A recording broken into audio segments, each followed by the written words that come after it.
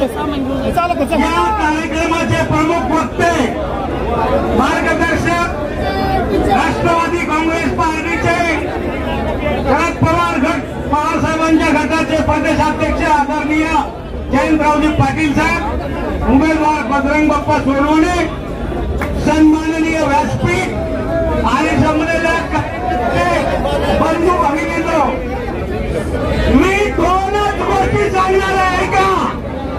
महत्वाच्या दोन गोष्टी सांगणार आहे। महबूब भाई म्हणाले की भाजपचा एक कार्यकर्ता भेटला आणि मी विचारलं की प्रीतमताई का नाही उभा टाकल्या आणि पंकजाताई का उभा टाकल्या? पंकजाताई म्हणत होत्या, पाटील साहेब, पंकजाताई म्हणत होत्या की माझ्या प्रीतमचा ताट मी वरून घेणार नाही, माझ्या प्रीतमचा ताट मी वरून घेणार नाही।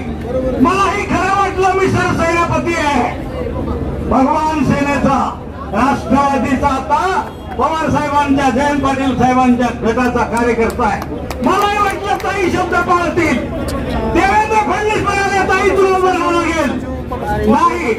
बावनकुळे म्हणाले उभं राहावं लागेल, नाही। मग शेवटी शहाने दिल्लीला बोलवलं। पाटील साहेब ऐकत, शहाने दिल्लीला बोलवलं, पंकजाताई दिल्लीला गेल्या। शहासाहेब म्हणाले पंकजा तुला उभं राहावं लागेल, त्या म्हणल्या नाही। शहासाहेब म्हणाले पंकजा तुला उभं राहावं लागेल, त्या म्हणाले नाही। मग म्हणले लावू काही,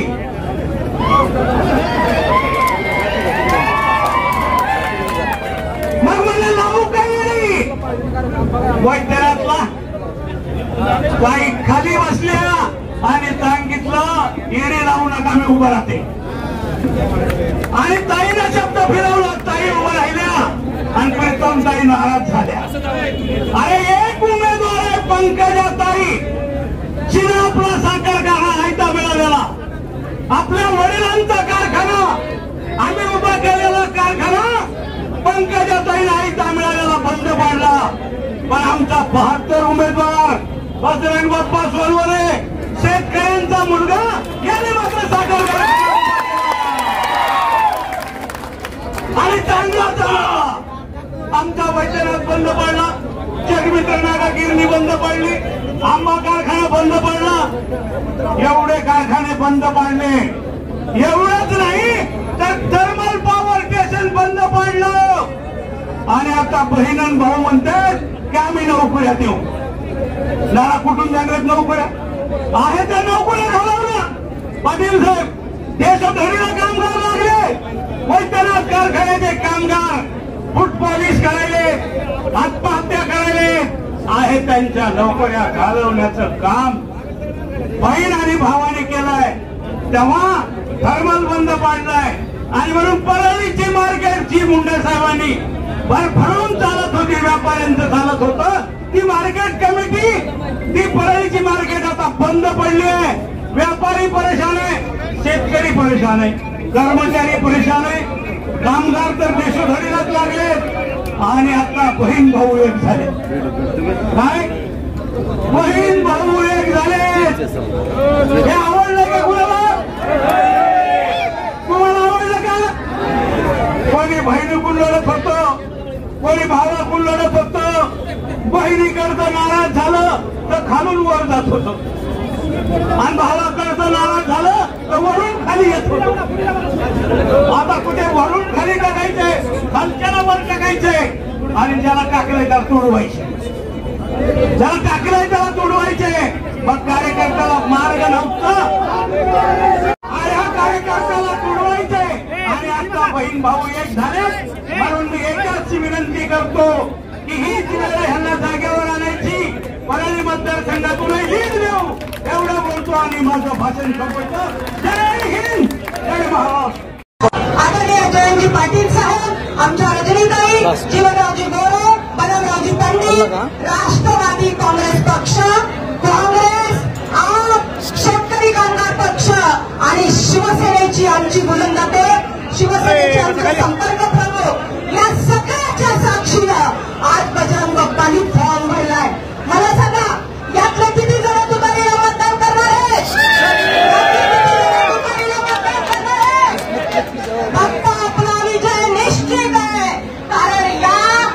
तुम्ही काय लिंक घ्यायला का गावचे प्रमुख कार्यकर्ते एक छोटीशी गोष्ट तुम्हाला सांगते आणि रजा घेते. तुम्हाला किती जणांना फोन आले होते? बजरंग सोनवणे आम्ही बोलतोय 6,000 रुपये तुमच्या खात्यात आले का? पहिला हप्ता 2,000 आला का? दुसरा हप्ता आला का? एक मुलगी येते आणि फोनवर बोलते की आम्ही बोलतोय आणि मग मी काय केलं? मला फोन आल्यावर मी म्हणलं ताई तुम्ही कोणाकडून बोलता? केंद्र सरकारकडून बोलता का?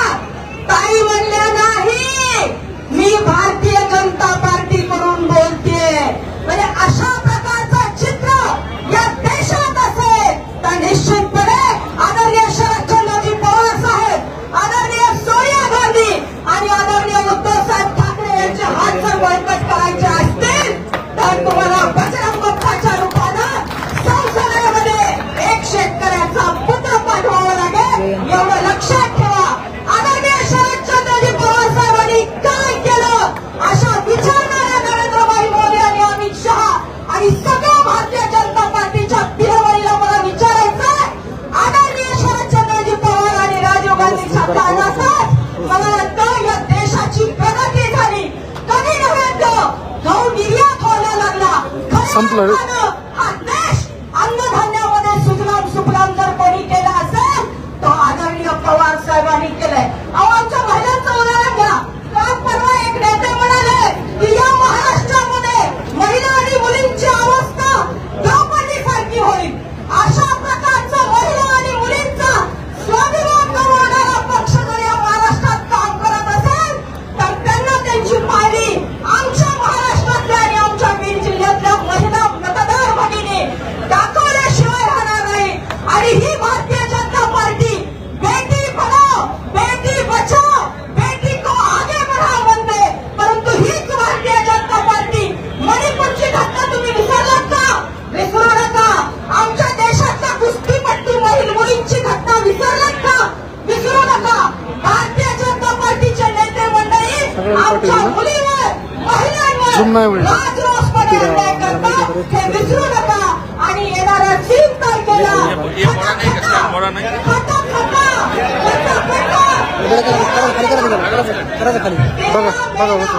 तेरा मेला दुपारीचा खटाका करा आणि कचा बटन दाबा एवढी मी आपल्याला विनंती करते. जय हिंद, जय महाराष्ट्र, जय राष्ट्र. माजी आमदार पद्मरावजी पंडित साहेब यांना विनंती आहे त्यांनी आपले विचार व्यक्त करायचे. इथलं निघलंय. आज या ठिकाणी बजरंग बाप्पाचा फॉर्म भरण्यासाठी उपस्थित आपल्या महाराष्ट्राचे राष्ट्रवादीचे पाटील साहेब, राजीनाथ संपर्क राजू गोरे साहेब, शिवसेनेचे आमचे सिद्धार्थ साहेब, सर्व आमदार संदीप क्षीरसागर, आमचे उमेदवार बजरंग बाप्पा, माजी सहकारी मंत्री माजी आमदार सलीम साहेब, मंचावरील सर्व मान्यवर, आपल्या खासदार अजित पटेल आणि उपस्थित सर्व बंधू होऊन आज या ठिकाणी बजरंग बाप्पाचा फॉर्म साध्या पद्धतीने भरलेला आहे. तरी परंतु जिल्ह्यातून एवढ्या मोठ्या संख्येने आपण सर्वजण उपस्थित राहिला. मित्रांनो, आपल्या बजरंग बाप्पाची निवडणूक ही जनतेने हातात घेतलेली आहे आणि म्हणून जनतेने जी निवडणूक हातात घेतलेली असते त्याचा विजय कुणीही रोखू शकत नाही हे आपल्या सगळ्याला माहिती आहे. परंतु मित्रांनो, मला जवळजवळ 5-6 वेळेस त्या निवडणूक लढलेली आहे. पहिल्या वेळेस मी ज्या वेळेस निवडणुकीला उभा राहिलो तो ते 41,000 मतांनी मी निवडून आलो होतो. आणि त्यावेळेस जे वातावरण आहे तसंच वातावरण आमच्या गेवड्यामध्ये आहे. तसं पाहिलं तर मी बीड जिल्ह्यामध्ये फिरतो, सगळीकडची माहिती घेतली. परवा मी कार्यालयात पेपरला गेलो होतो. तिथं 2-3 पत्रकार मला भेटले आणि त्यांनी मला सांगितलं बाबा सध्या बजरंग बाप्पा 2 लाखांनी पुढं आहे. परंतु वाढत नाही, कमी होणार नाही. परंतु त्यांनी मला सांगितलं आणि मला सुद्धा अनुभव आलेला आहे उस्मानाबाद करता, म्हणजे आता जीवन गोरे साहेब तिथून आले तिथला की आता तिथला नाही सांगत, आता काही अडचणी आहे. दुसरा म्हणजे की रात्रीतूनच काहीतरी तिसरीच काही काढते आणि वातावरण बदलण्याचा प्रयत्न करतात. मी नेहमी सांगत असतो माझ्या मतदारसंघात की उद्या मतदान असतं की हा रात्री क्षेत्र आपला काहीतरी दुसरंच वारं सांगत असतो, परंतु त्याच्यावर कृपया विश्वास ठेवू नका. जे बाप्पाचं वारं आहे ते कमी नाही परंतु जास्तीच वाढत जाणार आहे. परंतु दिशाभूल होऊ नका एवढीच मी आपल्या सर्वांना विनंती करतो आणि माझे 2 शब्द संपतो. महाराष्ट्रातील महाविकास आघाडीचे उमेदवार आदरणीय बजरंग बाप्पा सोनवणे यांना विनंती करतो त्यांनी आपले विचार व्यक्त करावे.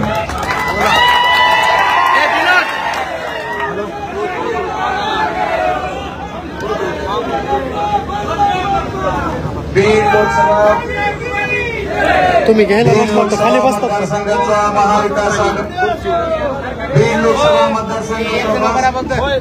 लोकसभा मतदारसंघाचा महाविकास आघाडीचा उमेदवार या नात्यानं माझ्या फॉर्म भरण्याच्या कार्यक्रमासाठी उपस्थित असताना व्यासपीठावरील माझे नेते आदरणीय जयंत पाटील साहेब, कार्यक्रमाला आवर्जून उपस्थित असणाऱ्या काँग्रेसच्या नेते आदरणीय रजनीताई पाटील साहेब, आमचे निरीक्षक आदरणीय जीवनरावजी गोरे साहेब, शिवसेनेचे संपर्क प्रमुख आदरणीय पोदार साहेब, शिवसेनेचे माजी आमदार आदरणीय सुनीलजी दांडे सर, त्याचबरोबर आदरणीय बदाबाबा सिराज भाई, व्यासपीठावर उपस्थित असणारे काँग्रेसचे जिल्हाध्यक्ष, त्याचबरोबर आमचे भीष्माचार्य नेते आदरणीय दरेकर नारा, त्याचबरोबर चांदणे साहेब, मिलिंद भाऊ, सगळ्याचे नाव घेणं मला क्रमप्राप्त आहे उमेदवार म्हणून. तर मला वाटतं तुम्ही सर्वजण माफ कराल आणि सर्व पक्षाचे सर्व प्रमुख घटक पक्षाचे सर्व नेते अजयजी बुरांडे आहेत, आपले सीपीआय सर्व दोन्ही नेते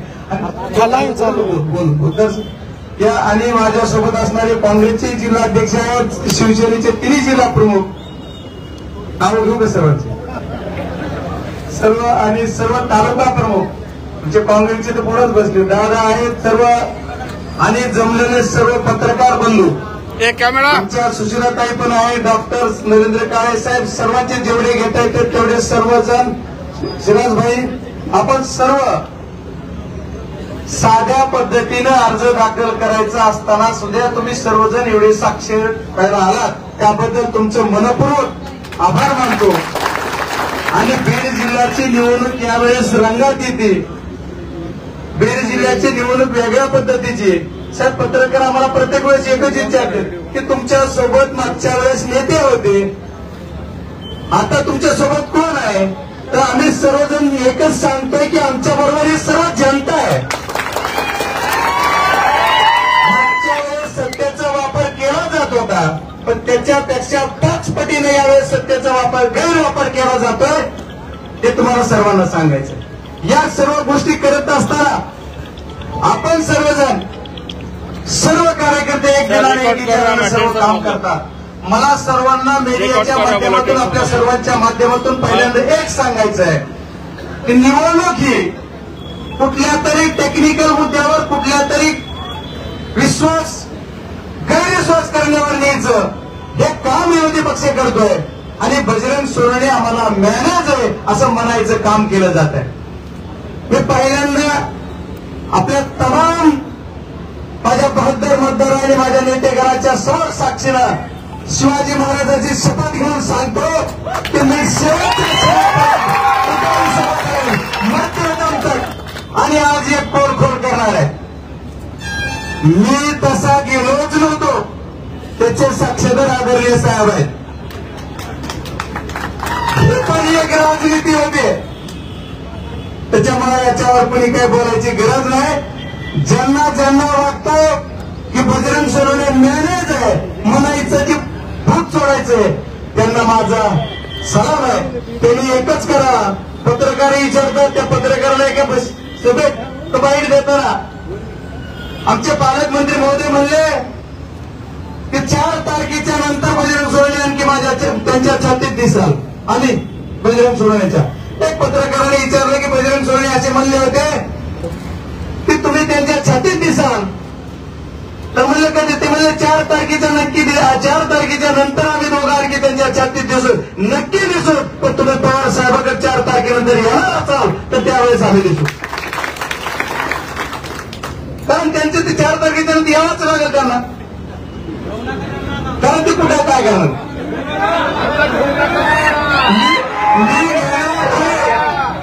अहो मी कोण घेणार हे सगळं मी सांगायलो. पण ही जनता सर्व जनता जी आहे ती जनतेने बीड जिल्ह्याची निवडणूक हातात घेतली. मला कुठल्या टीका टिप्पणीवर निवडणूक लढायची नाही. मी आदरणीय पवार साहेब आणि आदरणीय जयंत पाटील साहेब सर्व नेतेकरांना सांगितलं होतं की मला बीड लोकसभेची निवडणूक लढताना फक्त तुम्ही सर्व आशीर्वाद द्या आणि सांगा जनता डोक्यावर घेऊन नाचणारे बीड जिल्ह्यातले त्या पद्धतीने बीड जिल्ह्यातील जनतेने डोक्यावर घेऊन लढत आहे. साहेब प्रत्येक वेळेस वेगळा विषय होतो निवडणुकीमध्ये काय झालं पाहिजे, निवडणुकीवर विकासावर बोललं पाहिजे. मागच्या 10 वर्ष 15 वर्षापासून एक विचाराचे खासदार आहेत. त्या खासदार महोदयांनी या बीड जिल्ह्याला काय दिलं? बीड जिल्ह्याची रेल्वे म्हणून आम्ही जे ओरडतोय ते रेल्वे 261 किलोमीटरची रेल्वे, त्याच्यातली रेल्वे फक्त आणि फक्त 99 किलोमीटर पूर्ण झाली. 15 वर्षात 99 किलोमीटर. आता हायवेली जी उर्वरित करण्यासाठी काय आणखी 25 वर्ष लागणार. म्हणजे बघा एक पिढी गेली दुसरी पिढी आमची घडवायची तरी रेल्वे नाही.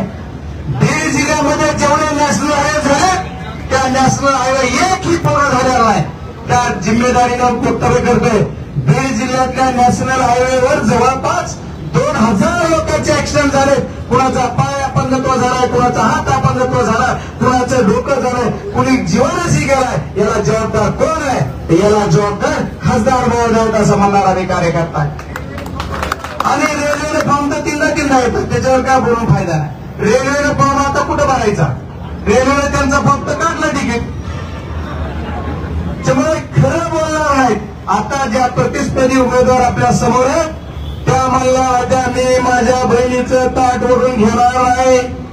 मग घेतलं कसं? काय घेतलं? कुणाचं प्रेशर होतं? कुणासाठी कुठं मोकळं करायचं होतं मला माहिती. टीका टिप्पणी करताना माझी त्यांना हात जोडून विनंती, बजरंग सोनवर टीका टिप्पणी करूच नका. पालकमंत्री महोदयाला माझी हात जोडून विनंती, साहेब तुम्ही ऐकतही असाल तर माझी विनंती आहे की जरा दमाने घ्या, सबरीने घ्या.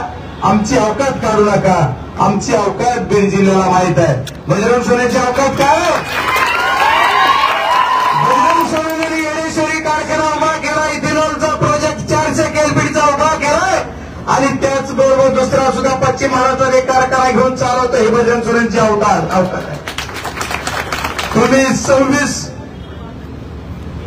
आदरणीय मुंडे साहेबांनी कैलासवासी पुन्हा भानगड कैलासवासी मुंडे साहेबांनी 26 कारखाने चालवायला महाराष्ट्रात होते.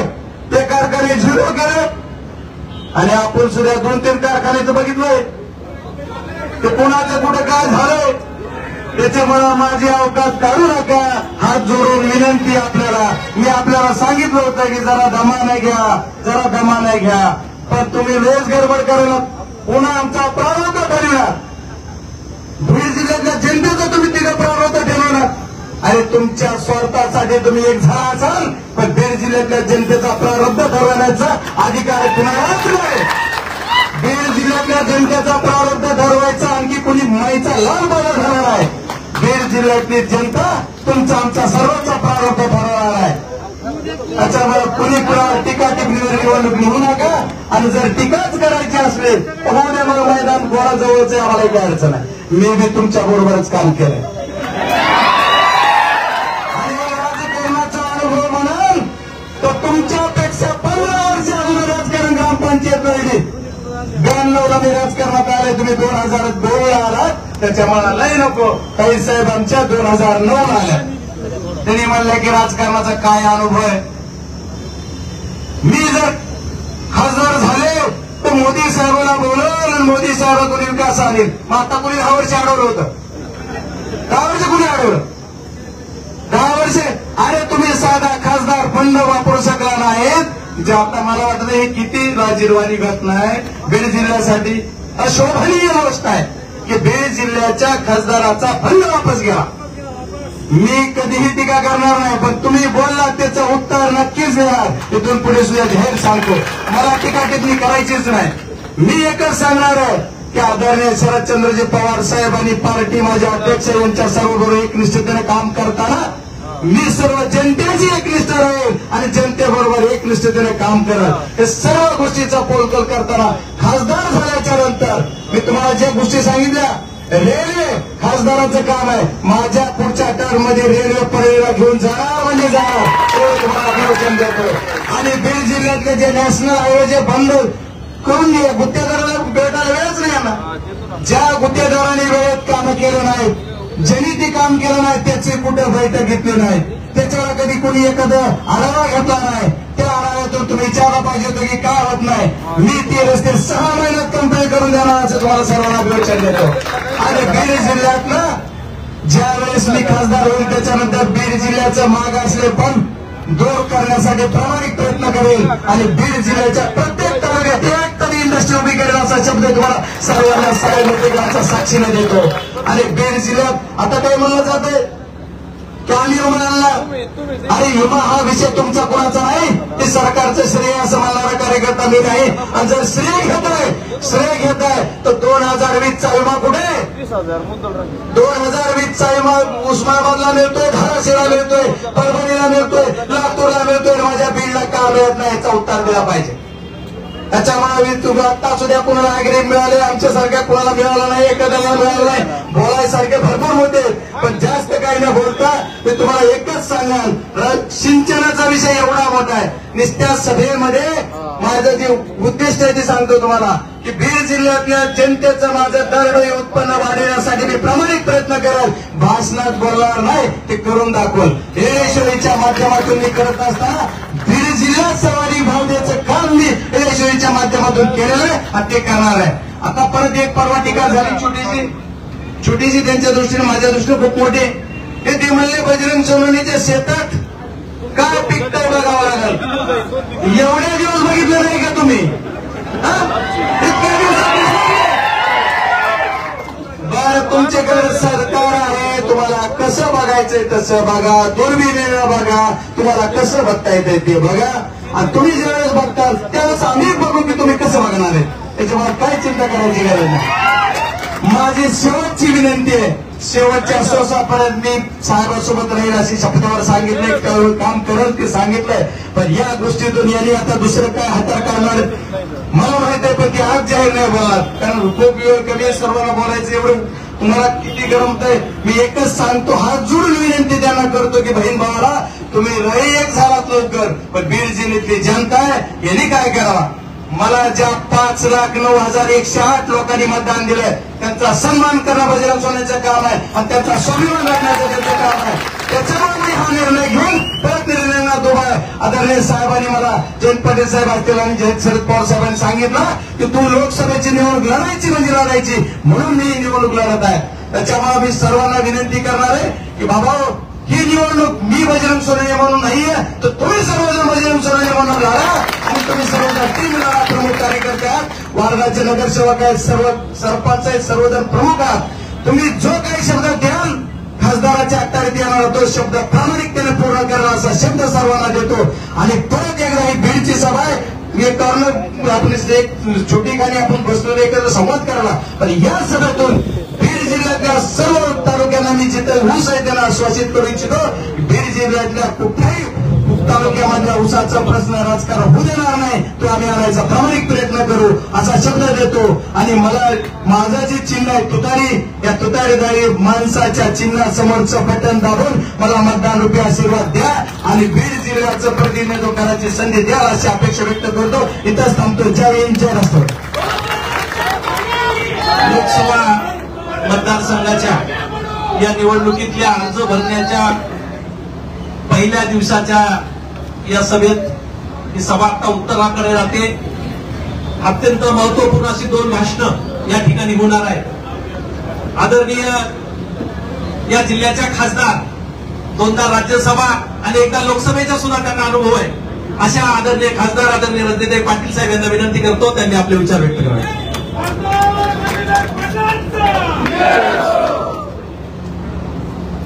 आदरणीय या ठिकाणी ज्यांच्या आतुरतेने आपण वाट बघत होतो असे आमचे बंधू आणि खऱ्या अर्थाने बंधू, कारण त्यांचं आणि माझं गाव आणि शिव एकमेकाला लागून आहे सांगली जिल्ह्यामध्ये. म्हणजे माझ्या कारखाना गावावरून त्यांचा कारखाना दिसतो अशी परिस्थिती असे आमचे जयंतराव पाटील साहेब मोठे बंधू, आज या ठिकाणी उपस्थित असलेले जीवनरावजी गोरे, माजी आमदार दरेकर नाना, आमदार संदीप क्षीरसागरजी, माजी आमदार बदामरावजी पटेल, माजी आमदार श्री राजू देशमुख, आमचे काँग्रेस पक्षाचे सुधार अध्यक्ष राजेसाहेब देशमुख, पृथ्वीराजजी साठे, सुनीलजी धांडे, केचे माजी नगर पालिकेचे अध्यक्ष आदित्य पाटील, राहुलजी सोलोडे, आदरणीय उषाताई दराडे, आमच्या नळंदा इथे बसलेल्या सुशीलाताई मोराळे, रत्नाकर अप्पा शिंदे, जिल्हा प्रमुख शिवसेनेचे महबूब शेख, नरेंद्रजी काळे, हेमाताई पिंपळे, पूजाताई मोरे, फुलचंद कराड, बबन गीते, परमेश्वर सातपुते, गणेश पारेकर, सर्व प्रमुख लोकांचं मनापासून स्वागत करते. आणि आता जे पप्पा म्हणाले की एक खासदार म्हणून तुमच्या पुढे नाही, एक खासदार नसणार, 2 खासदार तुमच्या समोर आहेत. एक पप्पा आणि एक रणजी पाटील, 2 खासदार तुमच्याने काम करायला इथे खंबीरपणे आम्ही उभे आहोत. आणि येणाऱ्या निवडणुकीमध्ये, कारण निवडणूक आपल्या सगळ्यांसाठी इतकी महत्वाची आहे की या वेळेला चूक केली तर पुन्हा या देशामध्ये निवडणुका होणार का नाही अशी परिस्थिती निर्माण होईल. आणि त्यामुळे अतिशय विचारपूर्वक आपल्याला मतदान करायचं आहे. ज्यावेळेला या जिल्ह्याबद्दल वातावरण बघते मी, एक अभूतपूर्व असा उत्साह नका झूम करू येतोय. आणि मला आवर्जून सांगावं असं वाटतं की माझा नेता राहुल गांधी यांनी संपूर्ण देशामध्ये कन्याकुमारी पासून काश्मीर पर्यंत आणि मणिपूर पासून मुंबई पर्यंत अशी ती भारत जोडो आणि भारत जोडो न्याय यात्रा काढली आणि या देशामध्ये एक वेगळ्या प्रकारचं वातावरण निर्माण करायचा प्रयत्न केला. त्या प्रयत्नाचं फळ म्हणून आज संपूर्ण हिंदुस्थानामध्ये एक चांगल्या प्रकारचं वातावरण तयार होत चाललेलं आहे. आणि आपल्याला आठवत असेल की जेव्हा राहुलजी म्हणायचे भारत जोडो यात्रेमध्ये की ज्या वेळेला नरेंद्र मोदीने पराभव दिसायला लागतो त्याला हिंदू मुस्लिम असं करतात. आणि एक्झॅक्टली तसंच काल मोदी साहेबांनी केलं. मनमोहन सिंगांच्या एका भाषणाचा दाखला दिला, त्या दाखल्याचा काही संबंध नव्हता.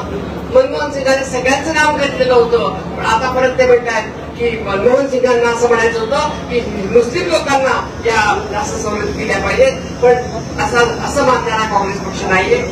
सर्व धर्म समभाव, या देशामधला जातीयवाद नष्ट झाला पाहिजे, धर्मवाद नष्ट झाला पाहिजे, या देशाची घटना वाचली पाहिजे. आणि एवढंच नव्हे तर या देशामधल्या प्रत्येक माणसाला मान काम करून उंच करून जगता आलं पाहिजे, अशा प्रकारची भावना निर्माण करून काँग्रेस पक्ष काम करतोय. आमचे नेते आदरणीय खरगे साहेब हे ज्वलंत उदाहरण आहे की दलित समाजात जन्माला आलेला माणूस हा काँग्रेस पक्षाचा अध्यक्ष होऊ शकतो. एवढंच नव्हे त्या देशामध्ये या वयामध्ये सुद्धा म्हणजे 2च तरुण मी तर मानते जीवनरावजी, 2च तरुण या पूर्ण भारतातील, एक शरद पवार साहेब आणि एक आपले मल्लिकार्जुन खरगे साहेब अतिशय ताकदीने सगळे बोलत आहेत. आणि ज्या पद्धतीने या एजमध्ये सुद्धा एजमध्ये म्हटलं तर साहेबांना राग येतो पण मी बोलणार नाही, परंतु या ह्याचा उत्साह सगळ्यांचा उत्साह टिकून देण्याचं काम पवार साहेबांनी केलं. मला आठवत आहे की ज्यावेळेस आपल्याला बीड जिल्ह्यामध्ये रेल्वे पहिल्यांदा आली, त्याला रेल्वे आणण्याचं काम ज्याला केलं तर पहिल्यांदा CCPA नावाची कमिटी असते, cabinet committee on the economic affairs. तर त्या कमिटीमध्ये मी खासदार असताना मान्यता मिळाली आणि पवार साहेबांनी त्याला मला अतिशय मोठा सपोर्ट दिला होता. ते मला ठिकाणी आवर्जून सांगावंसं वाटतं. आज ही निवडणूक ही तुमच्या आमच्या भवितव्याची निवडणूक आहे. बजरंग बाप्पा सोडणे हे कार्यकर्ता असतील, परंतु तुमच्या आणि आमच्या मुलांचं भवितव्य याचं उभं राहणार आहे. आपल्याला जर नीट जगायचं असेल तर आज आपल्याला भारतीय जनता पार्टीचा पराभव करणं ही काळाची गरज आहे. आणि त्यासाठी म्हणून मी आपल्याला मुद्दामून सांगण्यासाठी आले. आज ज्याप्रमाणे मणिपूरमधलं वातावरण आपल्याला दिसतंय की मणिपूरमध्ये एका महिलेला पूर्ण व्यवस्था करून तिला परेड केली आणि तिच्यावर पूर्ण वेळा अत्याचार करण्यात आले. असे अनेक प्रकारे देशामध्ये होत आहेत. महिलांची सुरक्षा हा मोठा प्रश्न आहे.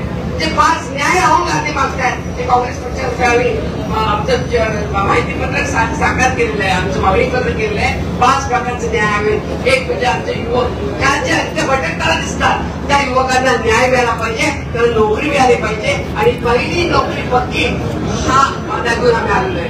पहिल्यांदा मुलगा ग्रॅज्युएट झाला की त्याला पहिल्यांदा इंटर्नशिप देणार, 1 लाख रुपये 1 वर्षभर म्हणजे 8,500 रुपये दर महिन्याला मिळणार आहेत.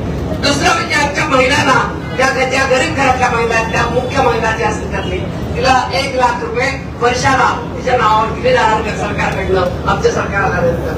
तिसरी गोष्ट म्हणजे शेतकऱ्यांचा सगळ्यात महत्वाचा प्रश्न MSPचा. काही शेतकरी किती परेशान आहेत ते तुमच्या आमच्या कोणाला माहित नाहीये. आणि शेतकऱ्यांचं MSP स्वामीनाथन कमिटीच्या आयोगानुसार कायद्याने त्यांना MSP दिलं पाहिजे, अशा प्रकारची भूमिका राहुल गांधींनी घेतली आहे, काँग्रेस पक्षाने घेतली आहे. आणि त्याला या सर्व लोकांनी, शिवसेना पक्षाचे उद्धव ठाकरेजी असोत, पवार साहेब असोत, आप असोत, सर्व प्रकारचे लोक एकत्र आले आणि सगळ्यांनी मिळून आज तुमच्या आणि आमच्या पुढे खरा जर प्रश्न असेल तर या देशामध्ये लोकशाही जिवंत ठेवायची का नाही, तर आपल्याला लोकशाही जिवंत ठेवायची. तर आमचे सगळ्यांचे पूर्वज या देशासाठी प्राणार्पण केलेले लोक आहेत, या देशासाठी त्याग केलेले लोक आहेत. विशेष करून काँग्रेस पक्षामध्ये या देशासाठी स्वतःचा प्राणाचा स्वाद त्याग करण्याचं काम म्हणजे इंदिराजी असतील, गांधीजी असतील अथवा राजीव गांधी असतील, त्यांनी स्वतःचा त्याग करून प्राणाचा या देशामध्ये एक चांगला माहोल तयार करण्याचं काम केलंय. आणि म्हणून आपल्या पुढे निवेदन घेऊन आलेली आहे.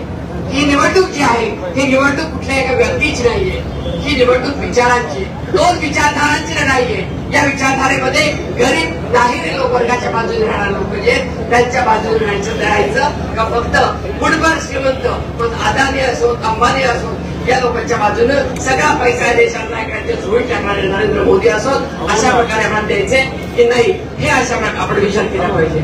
आज जयंत पाटील साहेब आले. पाटील साहेब आपण उशिरा का होईल आपण आलात, त्यामुळे आमचा भावाच्या आमच्या चेहऱ्यावर हास्य आलेलं आहे. मग अशी त्यांचा चेहरा बघण्यासारखा झाला, आता तुम्ही आलात पडल्यानंतर त्यांचा चेहरा खुलला. आणि विशेष करून समोर जाते प्रमुख ठळक लोक जाते त्यांना बरं वाटलं. बाप्पा हा एक माणूस येत ना 1000 लोकांच्या ताकदीचा आहे. त्यामुळे किती लोक आली याच्यापेक्षा कशी लोक आली हे महत्वाचं आहे. आणि अशा प्रकारच्या लोकांकडे यश होत असतं, यश येत असतं, याबद्दल माझ्या मनात शंका नाही.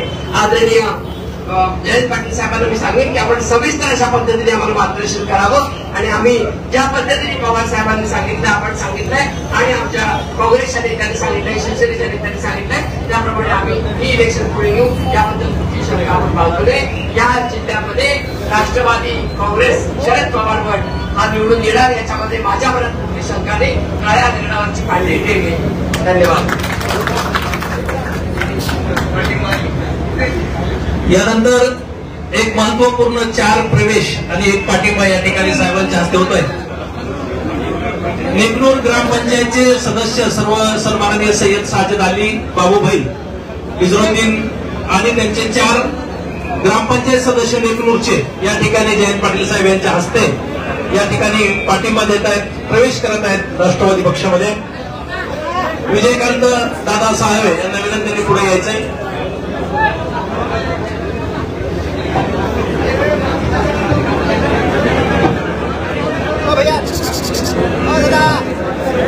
अत्यंत महत्वाची असलेली बीड तालुक्यातली ही ग्रामपंचायत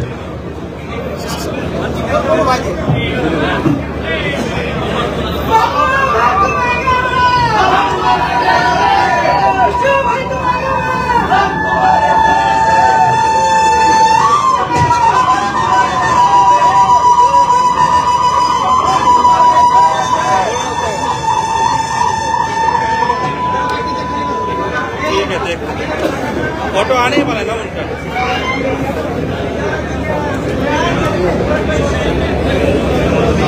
विजयदादा साहेबांची विनंती जरा पुढे या पटकनी. स्वाभिमानी रिपब्लिकन पक्षाचे नेते विजयदादा साळवे यांची ही संघटना या ठिकाणी बजरंग बाप्पा यांना पाठिंबा देणार आहे.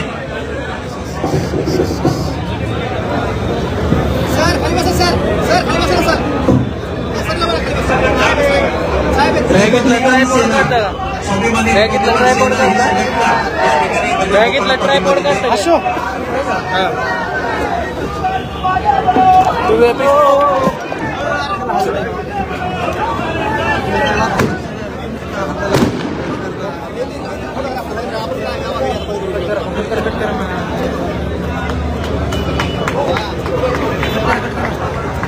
काय कट ए बैठ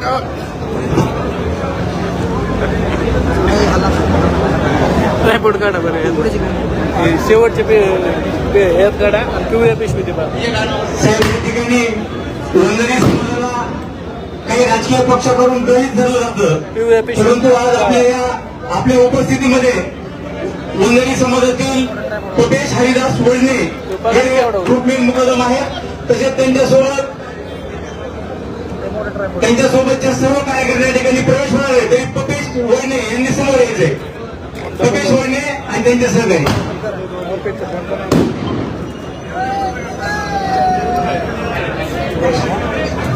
पपेश वळणे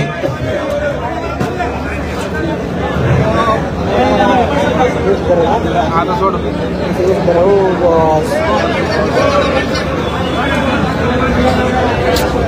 पडलं का तुमचं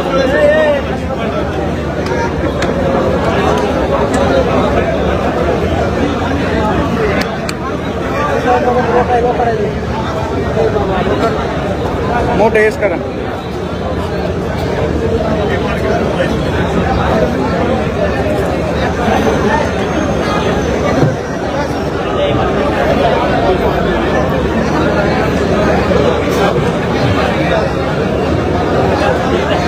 आपल्या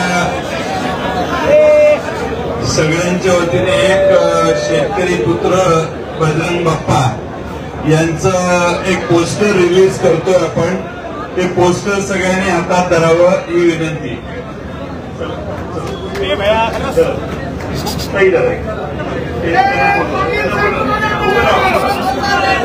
आपण हे सर्व दृश्य पाहताय.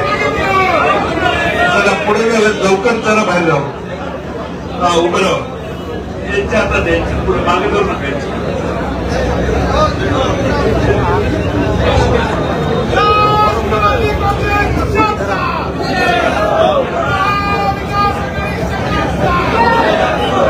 चला आता सगळ्यांनी बसा. व्यासपीठावरील सर्व सन्माननीय माननीय विविध पक्षांचे नेते आणि बंधू भगिनींनो, जागा लहान आहे आणि लोकांची संख्या जास्त आहे. याबद्दल जेवढे उभे आहेत त्यांची पहिल्यांदा मी दिलगिरी व्यक्त करतो. आणि तुम्ही उभे आहात म्हणून मी थोडक्यात भाषण पूर्ण करतो, कारण तुम्हाला किती वेळ बसायला लावायचं याला काही प्रमाण झालेलं नाही. आपण सगळे मगासपासून भाषण ऐकताय. आपल्या सगळ्यांना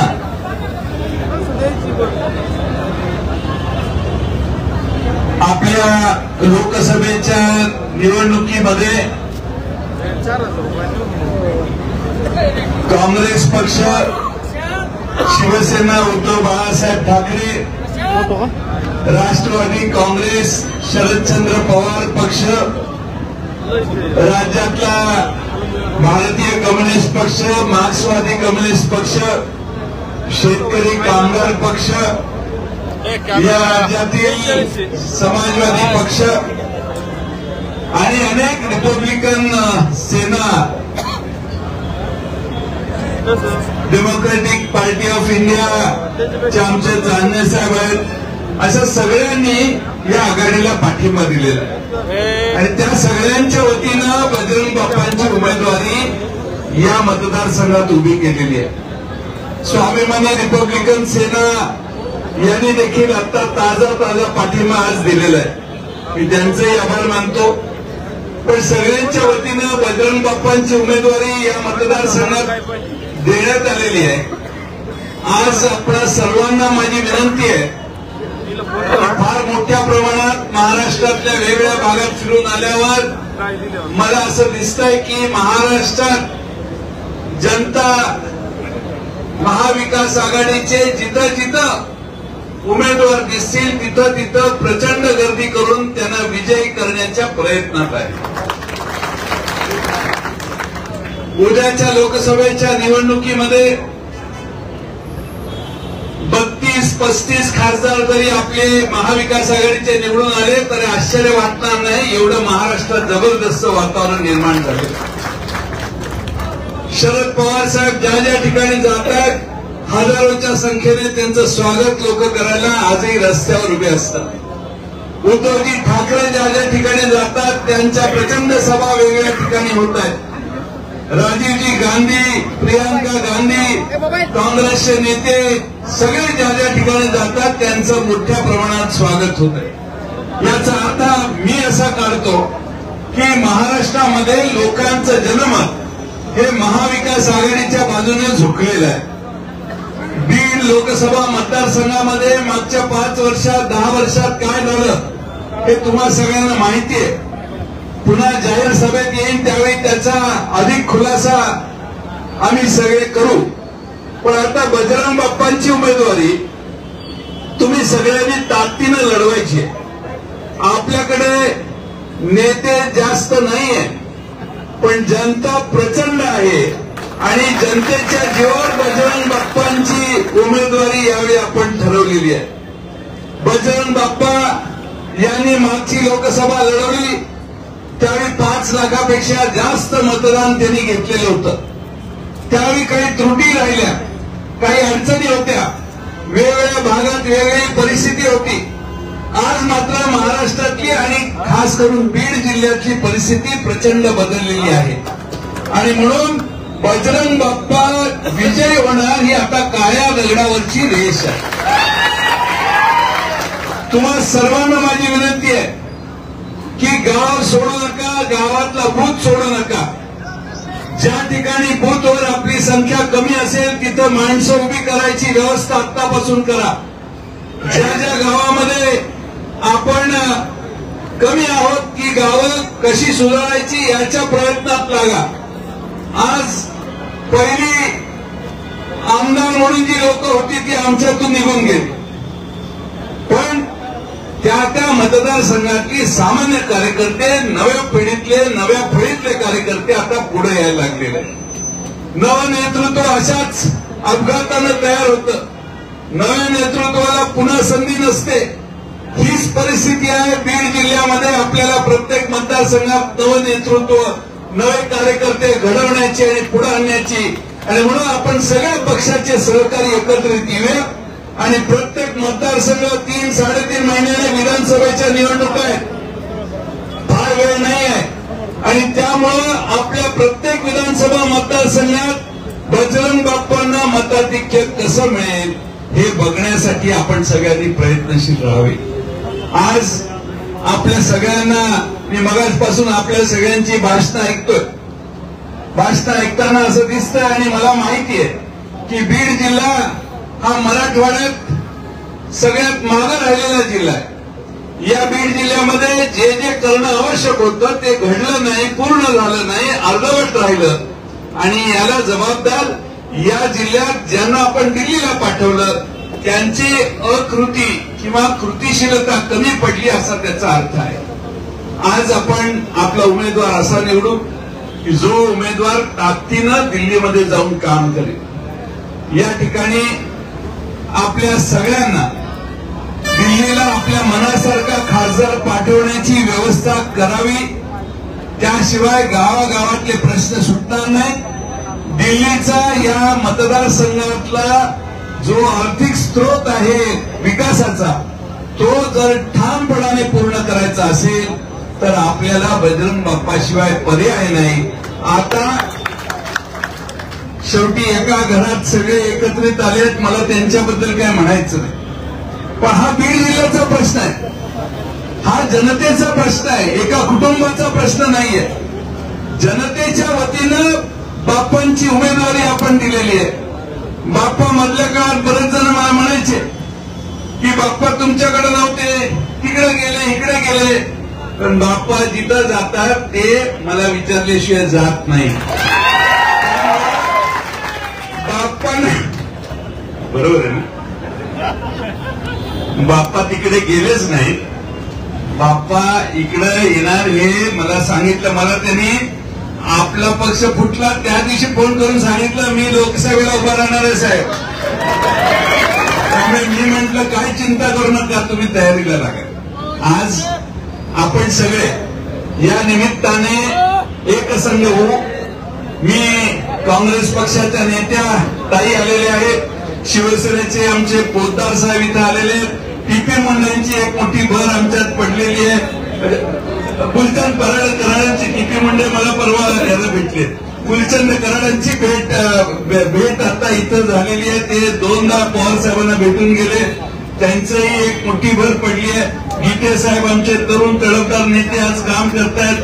आमचे बलरामराव पंडित साहेब आहेत. इथं आमचे क्षीरसागर साहेब आमचे तरुण तळपदार जिल्ह्याचे नेते आहेत. पटेल साहेब आहेत. आमच्या मोराळेताई आहेत. दांडे साहेब आहेत. सगळेच आहेत. मिलिंद आव्हाड यांचं मार्गदर्शन झालेलं. आता मी कोणाची नावं घेत नाही. कोण राहिले असतील तर माझी जबाबदारी ती. आज या ठिकाणी सगळे एकत्रित आले. माझी आपणाला विनंती आहे की निवडणूक ही शांत चित्ताने करायची असते. गोंधळ गडबड न करता आपल्याला निवडणूक ही करायची. प्रत्येक बूथची आखणी व्यवस्थित करा. घाई करू नका.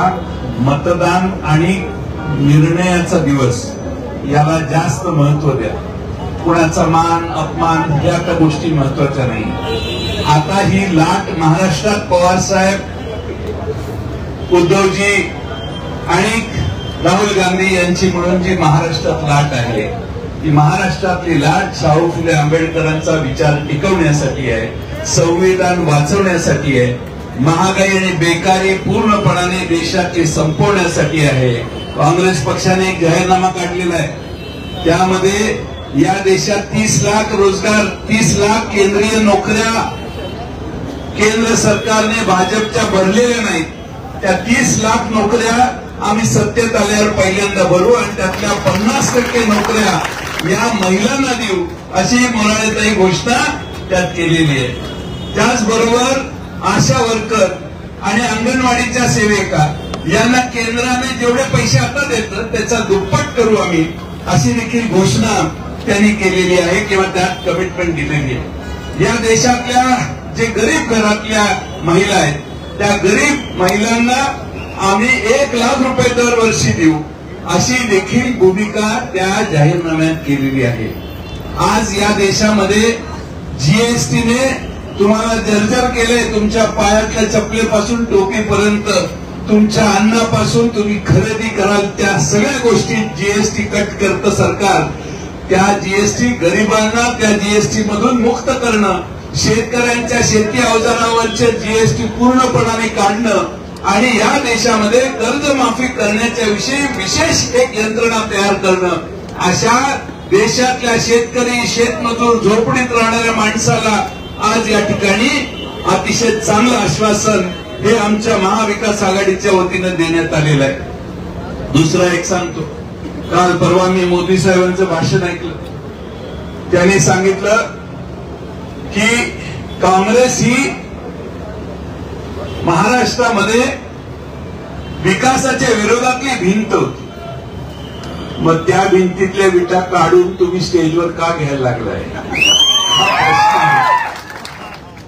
ताईंना माहितीये अशोकराव चव्हाण साहेब आपले तिकडे घेऊन गेले. ते जर ज्यांनी काय काय आरोप खरे का खोटे हा पुढचाच प्रश्न आहे, पण घाबरवून सगळ्यांना पक्षात घेतलं. त्याचबरोबर आज देशामध्ये काँग्रेसने जो विकास केला त्याला शून्य ठरवण्याचं काम देशात पंतप्रधान जागोजागी जाऊन करतात. माझं म्हणणं पुढच्या विकासाबद्दल बोला. मागचा विकास झालाय म्हणून तर महाराष्ट्रात आणि देशात जनता आजपर्यंत टिकून आहे या दुष्काळी भागात, आणि त्यामुळं पुढचं बोला. पुढचं बोलण्याच्या ऐवजी मागचं 50 वर्षाचं काढायचं हे या देशातल्या जनतेला कधी मान्य नाही. एकदा ऐकलं, दोनदा ऐकलं, आता तिसऱ्यांदा ऐकायचं हे जमत नाहीये. आणि म्हणून देशातल्या जनतेला आज पूर्ण ताकदीनं आज या महाविकास आघाडीच्या, इंडिया आघाडीच्या मागे उभं राहण्याची बुद्धी झालेली आहे. मी आपल्याला विनंती करेन की आपण सगळ्यांनी आपापले मतदारसंघ सांभाळा, बूथ सांभाळा, गाव सांभाळा.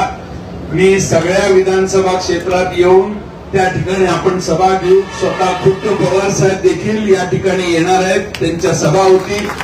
आपण उद्धवजी ठाकरे साहेबांना बोलवणार आहे.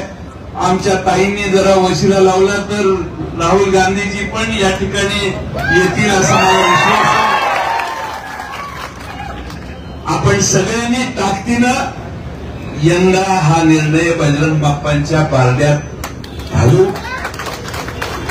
एकदाच तुम्ही या जिल्ह्यातला खासदार पवार साहेबांच्या विचाराचा आणून दाखवा. या जिल्हा सुजलाम सुफलाम करण्याचं वचन राष्ट्रवादी काँग्रेसचा अध्यक्ष या नात्याने मी तुम्हाला देतो. मी अधिक जास्त तपशीलवार बोलत नाही. पुन्हा येईन त्यावेळी तपशिलात आपण याच्यावर बोलू. पुन्हा एकदा आपल्या सगळ्यांना माझी विनंती आहे की सर्व पक्षांनी मिळून हे काम करायचंय. त्यात बजरंग बाप्पांची विजयी उमेदवारी घोषित करत असताना जेवढा प्रचंड प्रतिसाद पुण्यात येऊन तुम्ही पवार साहेबांच्या समोर दिला होता तोच प्रतिसाद या निवडणुकीत अखंडपणाने ठेवा एवढीच विनंती करतो आणि माझे 2 शब्द मी पूर्ण करतो. धन्यवाद. थँक्यू.